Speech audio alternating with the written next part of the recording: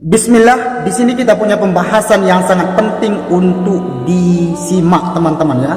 Yaitu kenapa sih kita bertaklid, kenapa sih kita harus ikut ulama, mengambil hukum dari kitab-kitab ulama, kenapa kita tidak langsung kembali kepada Al-Quran dan hadis. Nah, sekarang mari kita buktikan teman-teman ya. Ini ada ayat Al-Quran.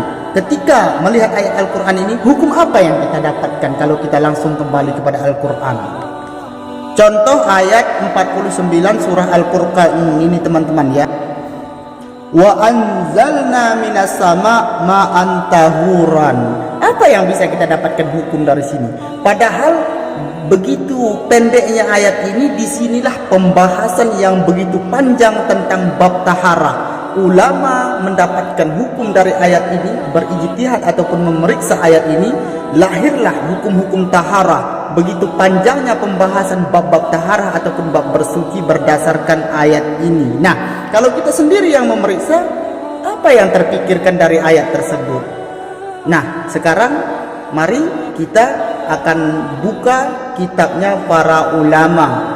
Di situ nanti akan diuraikan hukum-hukum yang memang hukum-hukum tersebut lahir berdasarkan ayat ini, ataupun sebagian daripada para ulama melahirkan ataupun mendapatkan hukum-hukum ataupun bab-bab taharah tentang bersuci berdasarkan ayat yang kita baca barusan. Padahal begitu pendek tapi begitu luas hukum-hukumnya.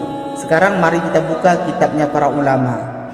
Nah, kemudian ketika kita bertaklid mengikuti pengajaran ulama, misalkan kita mempelajari mengambil hukum dari kitab ulama ya. Ini kitab yang kita gunakan adalah kitab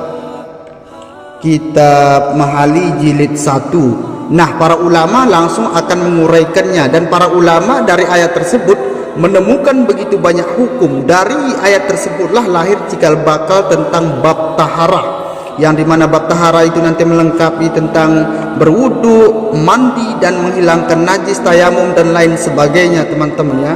Jadi begitu teman-teman ya, makanya kita perlu bertaklid, bahkan wajib bagi kita bertaklid ikut ulama. Kalau kita tidak seorang mujtahid, kita bukan seorang mufti, kita bukan seorang ahli fuqaha, maka wajiblah bagi kita untuk bertaklid. Kalau kita tidak bertaklid, seperti yang tadi kita baca ayat, apa yang bisa kita dapatkan hukum?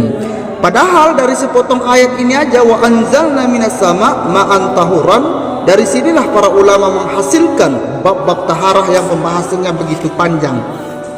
Juga nantinya didukung dengan hadis-hadis Nabi. Kemudian nanti akan dibahas juga tentang berbagai pendapat para ulama dan lain sebagainya. Jadi makanya kita wajiblah bertaklid teman-teman.